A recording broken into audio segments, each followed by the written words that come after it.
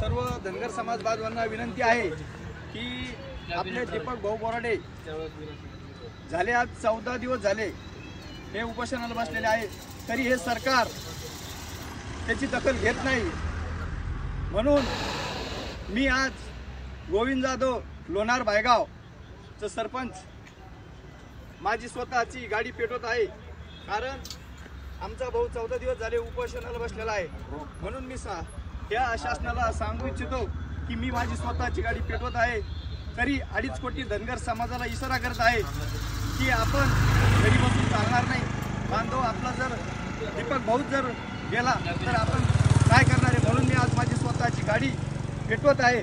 परत दुसरा विषय की मी स्वतः जर या शासनाने 2 दिवसात दखल नाही घेतली तर मी स्वतः आत्मदहन उद्या 2 दिवसात या करणार आहे। येळकोट जय मल्हार। एसटी आरक्षण अंमलबजावणी झालीच पाहिजे, एसटी आरक्षण अंमलबजावणी झालीच पाहिजे।